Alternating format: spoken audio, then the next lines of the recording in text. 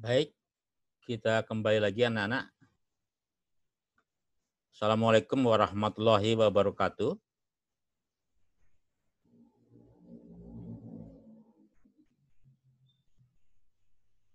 Assalamualaikum warahmatullahi wabarakatuh. Ahmad Rian.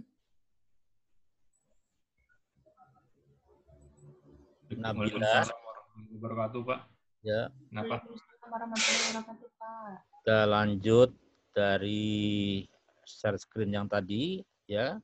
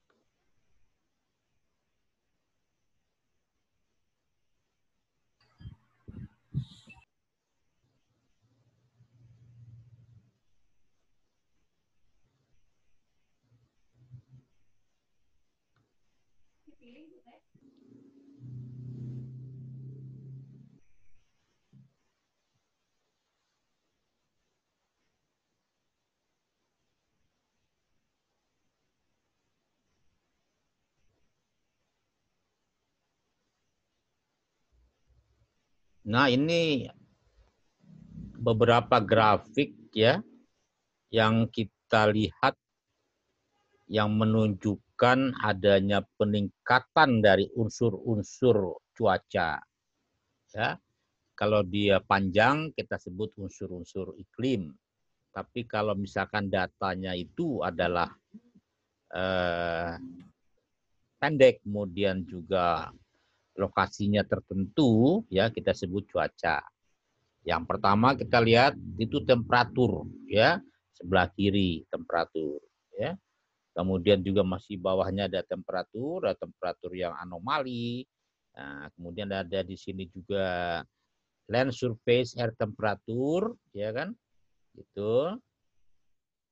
Nah, keterangannya di sini temperatur naik, kandungan panas laut naik, permukaan laut naik akibat perubahan iklim, tapi tutupan salju, glacier, luasan lautan es di Arktik menurun, gitu, ya.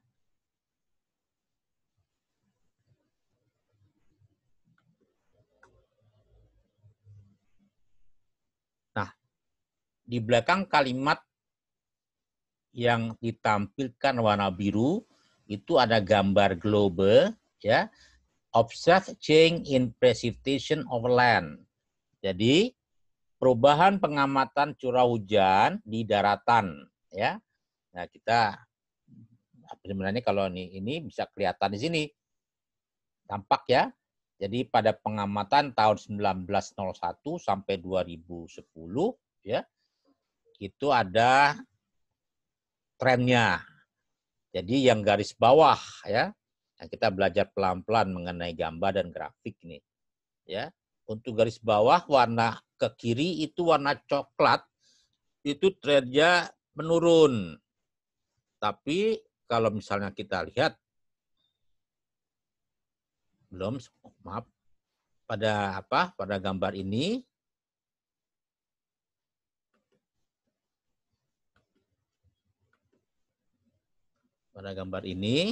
untuk wilayah untuk yang kita lihat legenda makin warna biru ya toh, itu trennya meningkat gitu Mas ya. Nah, ini dijelaskan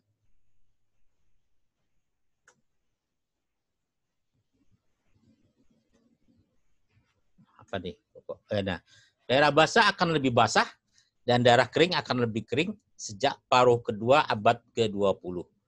Peristiwa cuaca dan iklim ekstrim menjadi lebih sering terjadi. Nah, itu ya. Nah, ini juga kita lihat ini. Itu adalah ice loss. Ya, yang gambar paling atas A dan B itu kehilangan salju. Ya. Untuk yang warna biru itu pertambahan saljunya. The change 2003, perubahan 2003 hingga 2012 per sentimeter dari air per tahun gitu. Sedangkan pada gambar di bawah ya, pada gambar di bawah ini ada warna seperti mungkin oranye ya, itu glasier ya, salju di glasier. Kemudian warna hijau itu di Greenland. Sedangkan warna biru, ya kan biru muda itu di Antartika. Ya. Nah, mencairnya glacier dan es setelah dipercepat dalam kecepatan yang belum pernah terjadi sebelumnya dalam dekade terakhir.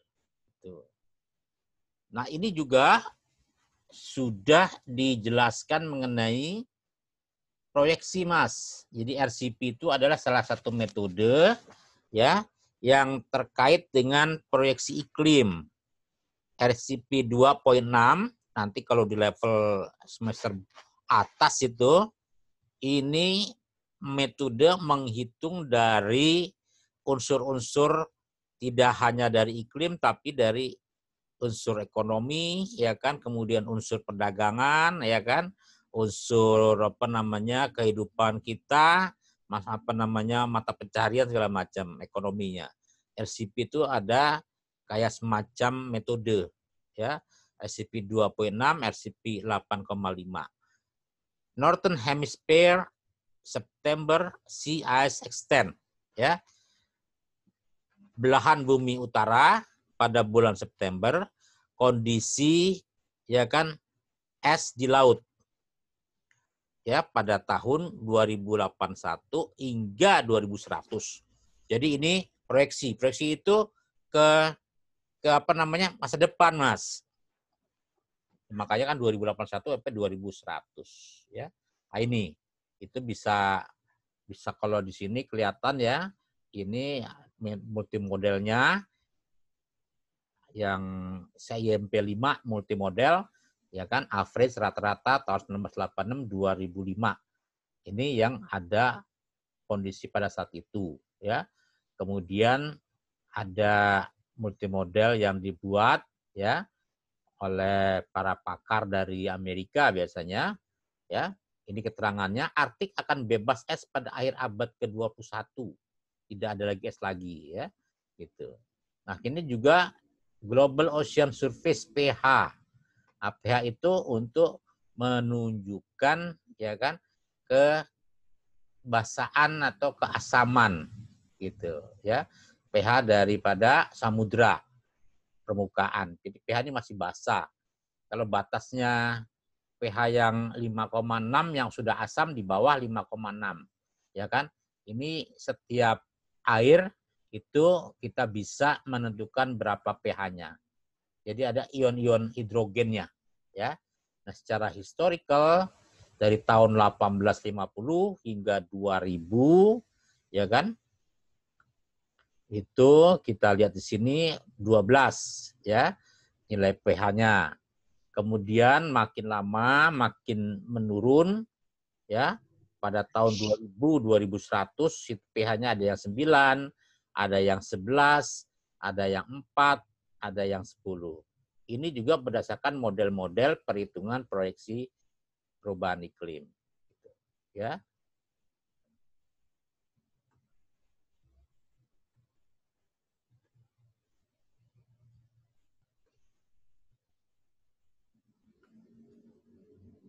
Nah, ini ya perubahan ya di samudra untuk permukaan pH juga. Bisa tadi ya. Kalau tadi adalah pH-nya, ini adalah perubahan pH-nya. Kalau makin minus itu makin merah, sedangkan yang makin menuju ke kuning itu ya kan perubahan pH yang makin kiri makin meningkat, yang kuning makin rendah. Samudra akan lebih asam pada akhir abad ke-21. Nah, asamnya itu di bawah 5,6.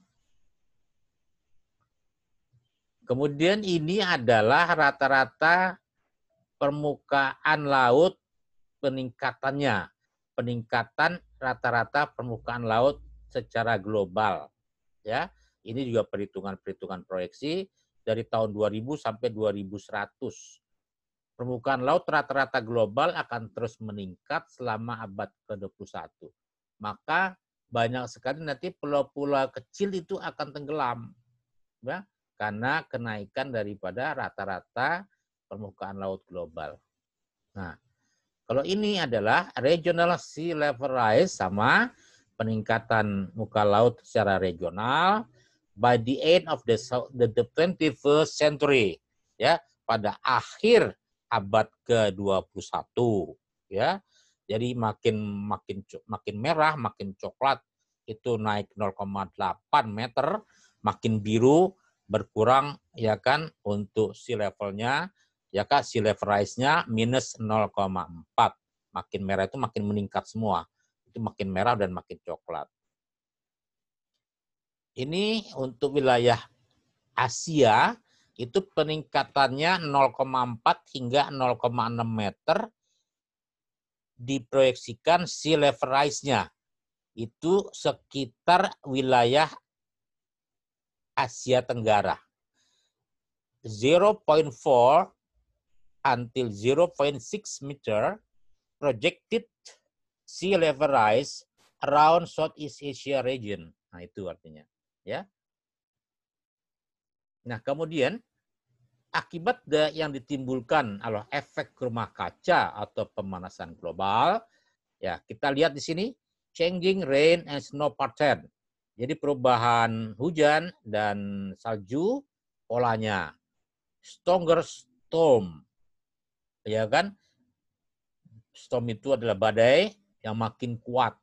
Nah, badai ini kebanyakan di wilayah-wilayah seperti di lintang tinggi, ya kan, seperti kemarin misalnya ada tropical cyclone Goni, sekarang Famco itu di Filipina, mendekati sebelah timur Cina, ya. Kemudian juga kita lihat di sini ada kerusakan koral, damage corals, ya, koral rusak, ya. Lalu rising sea level, ya, itu peningkatan muka laut. Bisa juga warmer ocean, samudra makin panas, ya. Kemudian di tengah ada kota itu higher temperature and more heat wave, ya. Naiknya temperatur dan lebih banyak kejadian gelombang panas, ya. Untuk di komunitas burung, change in animal migration and life cycle, ya. Jadi perubahan migrasi burung, animalnya, burung, dan siklus hidupnya itu akan berubah gitu, ya. Kemudian ini lalu ada di sebelah kanan less snow and ice, makin berkurangnya salju, ya kan, di situ snow and ice dan es, ya, salju dan es. Kemudian juga thawing permafrost, ya kan, makin seringnya terjadi permafrost, ya.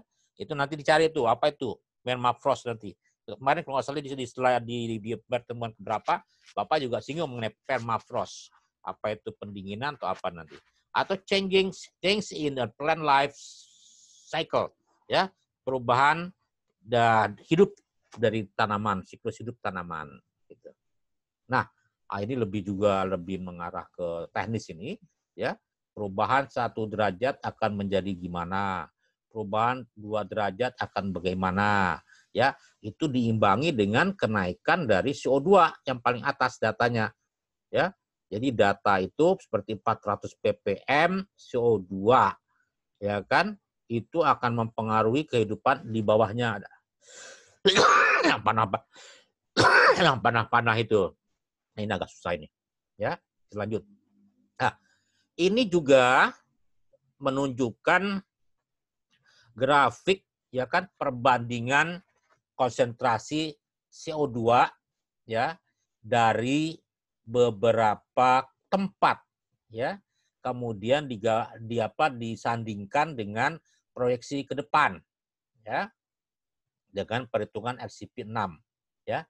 Contohnya kita punya di Indonesia itu satu stasiun pengamatan CO2 yang namanya Global Atmospheric Watch Koto Tabang, ya, di Bukit Tinggi. Nah, Bapak pernah bertugas di sana 5 tahun, dari 1999 hingga 2004, mengadakan pengamatan CO2. Itu warnanya biru, disimbolkan warna batang biru, ya kan? Diagram batang warna biru. Itu makin lama makin meningkat dari 2004 hingga 2013. Warna birunya aja tuh yang pertama, warna biru. Kemudian diproyeksikan RCP 6.0, ini data untuk diproyeksikan. Jadi berdasarkan perhitungan RCP. Itu warna merah. Itu juga meningkat warna merah. Jadi batang, ya kan, grafik batang yang kedua warna merah. Sedangkan warna hijau muda itu perhitungan global. Jadi ada beberapa stasiun di dunia yang mengamati CO2, ya kan? Itu di rata-rata. Itu namanya stasiun CO2 global. Itu juga meningkat juga warnanya hijau muda, ya. Kemudian yang terakhir, pengamatan yang paling lama dan ini juga yang memulai adanya pemanasan global diketahui, yakni Mauna Loa, satu stasiun Amerika yang ada di Hawaii, ya. Itu disimbolkan warna biru, ya kan, biru muda juga ini kalau nggak salah, atau biru tengah deh, karena biru muda tadi gawe Koto Tabang. Ini warna biru yang agak sedikit tuaan, ya. Begitu juga meningkat. Jadi ini trennya, ya kan, meningkat.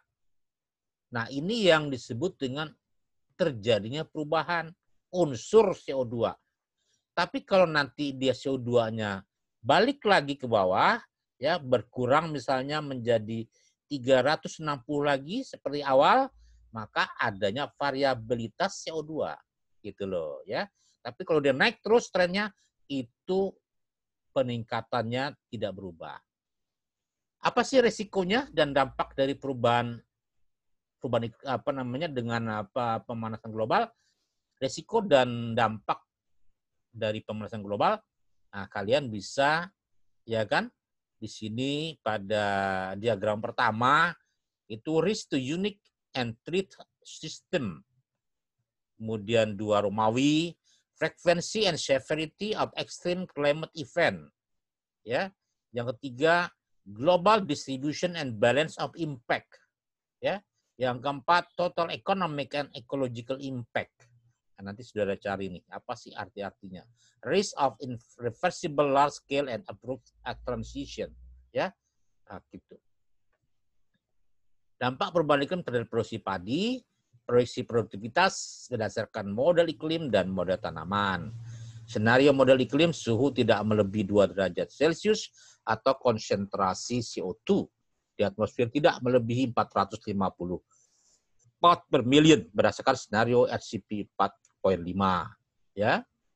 Nah, ini adalah, ya kan, hasil penelitian S1, ya kan, dari seorang mahasiswi sekolah tinggi, ya, punyanya BMKG, namanya STMKG di sini, ya, pada musim tanam 1, ya, untuk wilayah-wilayah Bogor, Jatiwangi, Cilacap, segala macam.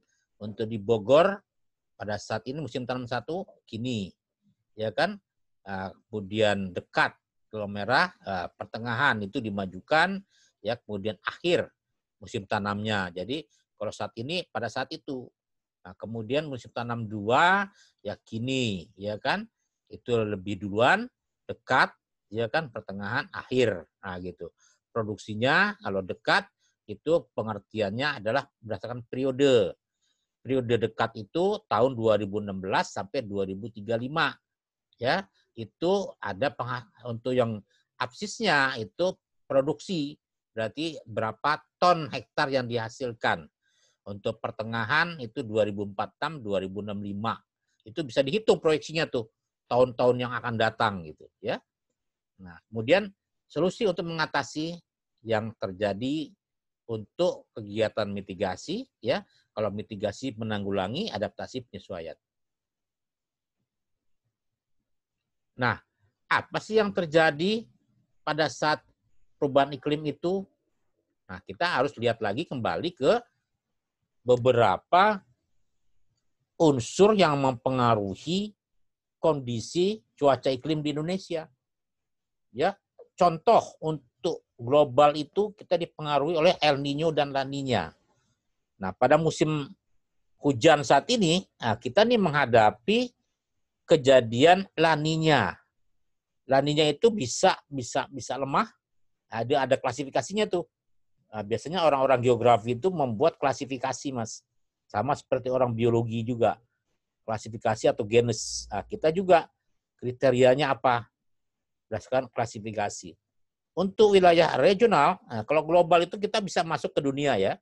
Jadi kondisi dari dunia itu El Nino dan La Nina. Seperti tadi pagi saya nge-share mengenai dampak daripada La Nina, gitu. Dan beberapa wilayah, itu kan berarti global. Kalau regional itu wilayah kita, Indonesia. Yang mempengaruhinya adalah angin monsun Asia, musim hujan. Jadi kalau angin monsun Asia berarti massa udara itu bergerak dari wilayah Asia ke wilayah Indonesia. Kalau monsun Australia itu terjadi musim kemarau. Contohnya sebagian besar daerah Indonesia itu dipengaruhi. Jadi wilayah-wilayah yang seringkali mengalami musim kemarau panjang itu NTT, ya, kemudian di Lombok, ya, nah itu juga musim kemarau. Itu karena massa udara dari Australia, di sana banyak wilayah gurun. Gitu. Nah, pengaruh ekuatorial, karena kita terletak di nol lintangnya, itu pengaruh ekuatorial namanya. Contoh daerah Indonesia sepanjang khatulistiwa, gangguan tropis, ya kan, nah, badai tropis, siklon tropis biasanya yang kemarin terjadi Cempaka, Dahlia, ya kan, kemudian ada Durga. Nah, kamu cari nanti itu jenis-jenis badai tropis atau siklon tropis yang pernah terjadi di Indonesia. Vortex, nah, vortex itu ada gaya dari kecepatan angin yang bisa berputar, ya kan, di apa namanya di level ketinggian mungkin antara 20 atau 25 dari kilometer dari kita, mungkin di antara 10-20 kilometer. Dan sirkulasi eddy, ini angin. Lokal wilayah pengaruh angin darat dan angin laut. Nah, itu juga angin darat dan angin laut itu bisa pernah mempengaruhi lokal wilayah untuk untuk kejadian cuaca. Seperti misalnya di Bogor, nah itu jelas banget tuh pengaruh angin gunung, ya kan, angin lembah, kemudian angin darat ya yang jauh dari laut utara. Dan topografi, ketinggian. Nah, nanti Bapak kirimkan satu tulisan yang terkait dengan kondisi cuaca di wilayah Bogor.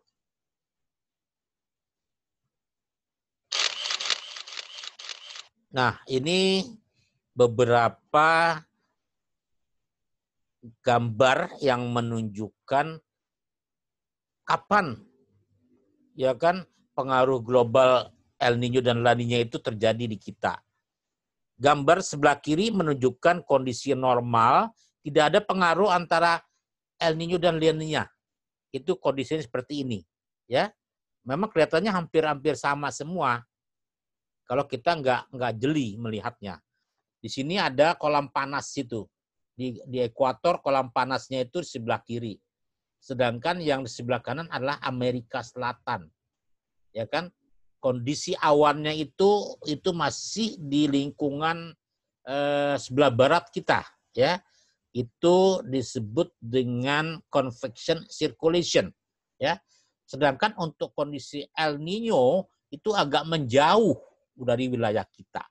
Itu berada di Samudra Pasifik, El Nino condition, ya. Untuk wilayah La Nina kebetulan persis di wilayah kita di Indonesia ini.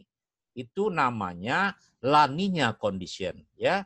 Nah, untuk menghitung bagaimana terjadinya El Nino dan La Nina, kalian bisa lihat kondisi El Nino La Nina dihubungkan dengan anomali suhu muka laut atau SST.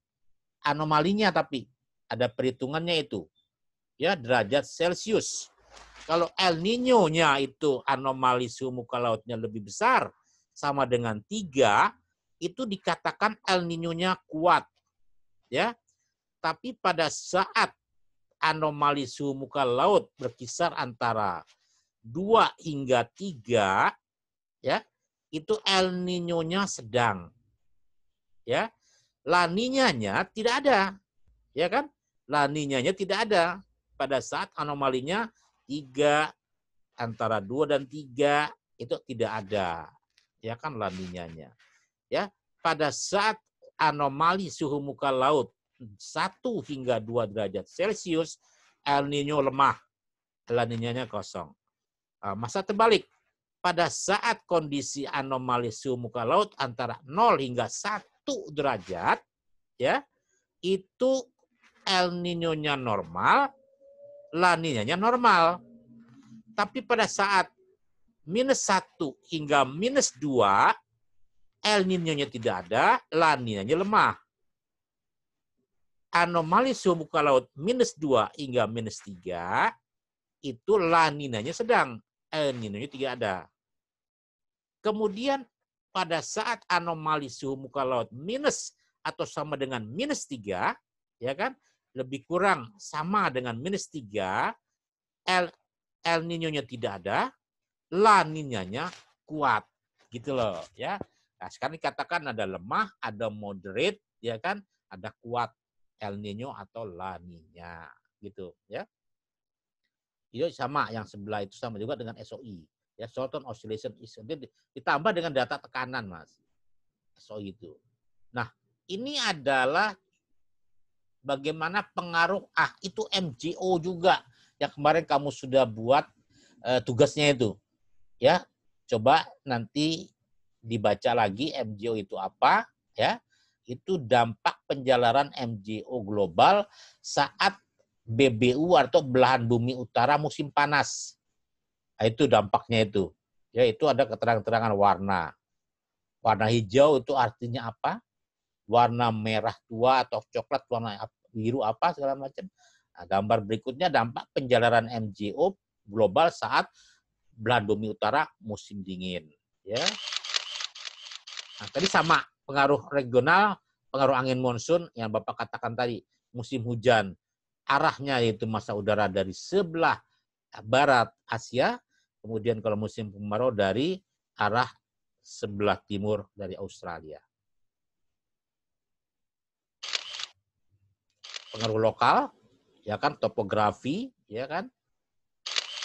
Kemudian juga sea breeze, angin darat dan laut, ya. Kapan itu?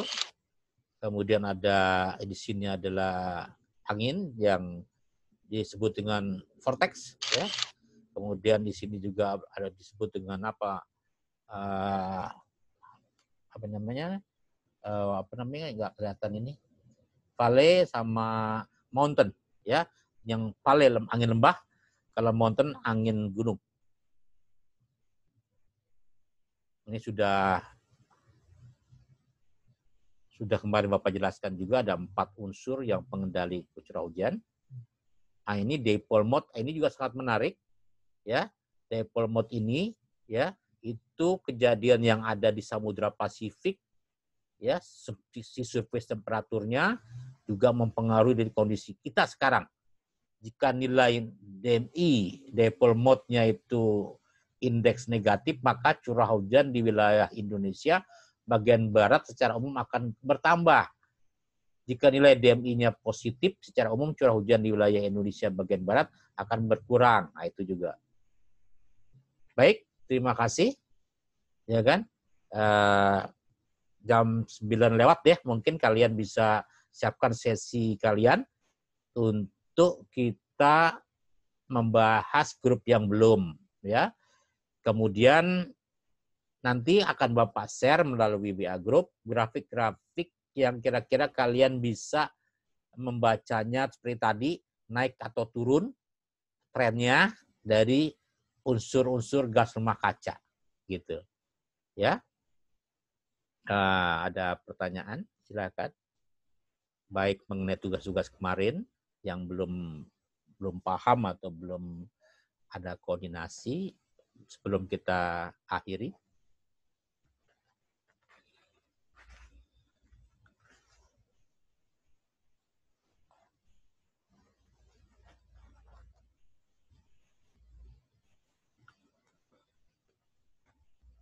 Bagaimana saudara-saudara yang mau komen silahkan.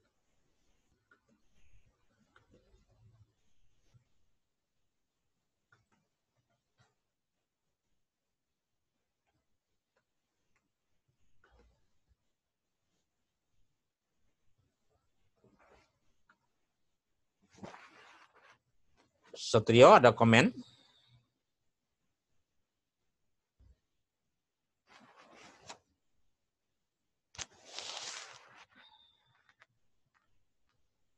Tidak ada pertanyaan teman-teman mengenai pembuatan video. Kalian sudah paham belum?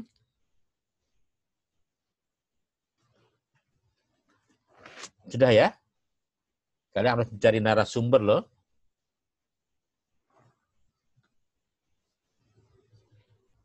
Itu bikin videonya harus diwawancara, Pak. Iya, wawancara. Offline atau nggak online gitu? Wawancara, ya kan, kemudian kamu zoom-kan kalau bisa. Ya, kalau udah sudah gitu kamu bikin YouTube.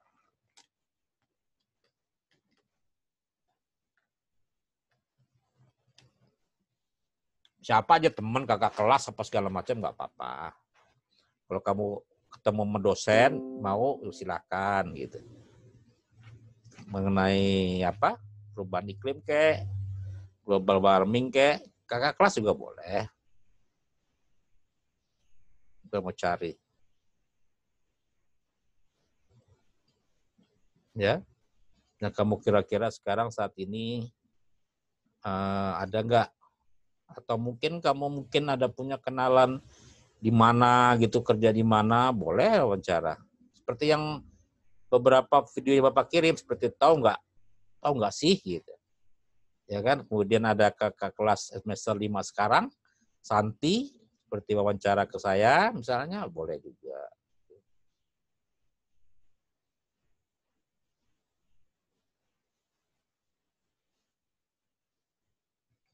Makanya tanya, kira-kira siapa nih yang sanggup gitu. Gitu. Dari sekarang.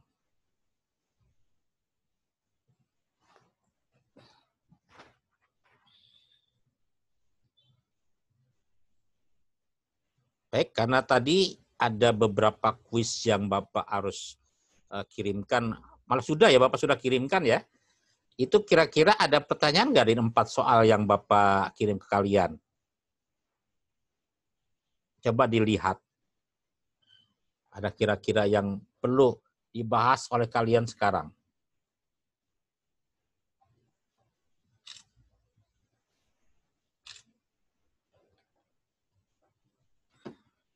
Empat soal itu. Itu dikumpul kapan, Pak? Kuisnya? Iya. Ya secepatnya sampai jam 23.59. pukul 23 lewat 59 menit. Kan hari ini. Jam malam pokoknya. Malam. Besok udah nggak bisa lagi. Ya ada, bisa, tapi ya dikurangi lah. Kalau misalnya 100 dikurangi setengah, 99,5 gitu. Lebih lama lagi 99,0 gitu. Tapi paham, dari 1 sampai 4 nggak ada pertanyaan? Yang nomor 2, Pak, maaf mau nanya. Coba dibacakan. Nah. Ceritakan berdasarkan empiris atau pengalaman saudara jika melihat ranting Science of Global Warming. Itu maksudnya gimana tuh, Pak? Tadi di slide Bapak, ya dah, coba kita lihat lagi. Itu ada yang saya bilang babaliet itu loh, Mbak. Ini slide ini. Ilmu pemanasan global, ya. Mbak lihat itu kan? Ya, Bapak. Ya, Pak. Nah, kalau ngeliat gini kan kamu bingung nih. Mana saya mau cerita duluan? Apa bagian atas atau bagian kiri atau bagian kanan? Ini rantingnya ini. Nah, berdasarkan kamu belajar selama ini di SMA, kalau ngelihat grafik ini, kamu baca dari kanan apa kiri? Nabilah baca dari kiri apa kanan? Nggak belajar IPS, Pak. Nggak belajar IPS, berarti belum pernah tahu dong ya. Iya. Nah, sekarang saya mau baca orang-orang Indonesia itu nulis dari kiri kanan. Dari kiri Kalau orang Arab, kanan. dari kiri aja kamu ceritain bagaimana itu proses kejadian CO2 dari mana aja asalnya. Oh, iya, Pak. Ya kan? Di situ ada di situ ada tulisan CO2 dari industri, ya kan? Kemudian di situ last for decade to century. Nah, itu. Jadi global warming itu dipengaruhi oleh ini. Yang unsur-unsur ini, yang ini penyebabnya itu. Gitu, ya kan? Sama halnya kenapa kejadian banjir bandang, ya kan, pada saat Nabi Nuh itu, kenapa, ya kan? Itu saking polahnya itu Firaun, merusak segalanya, macam-macam tindakannya, jadi bumi itu sendiri sudah semakin marah gitu loh. Apalagi Tuhan. Ya. Kamu ceritakan itu CO2 dari mana asalnya, bagaimana sumbernya, kenapa harus meningkat, pada tahun kapan dia mulai itu dapat pengamatannya gitu loh. Pada tahun 1750 ternyata sejak dimulainya revolusi industri. Nah, kamu searching tuh, benar nggak itu 1750 ada revolusi industri, di mana dimulainya, di negara apa? Paham Nabila? Iya, Pak, paham, Pak. Iya, jadi kamu lihat sebelah kirinya, jangan langsung kanannya. Dari kiri itu ada bermulainya kamu memahami ini gambar gitu. Ada lagi pertanyaan? Baik, Pak. Terima kasih ya, Pak. Sama-sama, Mbak. Ada lagi pertanyaan untuk quiz hari ini? Baik, siapkan Saudara Satrio dan Bapak diminta juga kamu mengeser kelompoknya, ya kan Bapak nggak punya kan bahannya, dan kalau bisa kamu record ya seperti yang lalu. Bapak Hairul Kalam, wassalamualaikum warahmatullahi wabarakatuh. Waalaikumsalam Waalaikumsalam warahmatullahi wabarakatuh.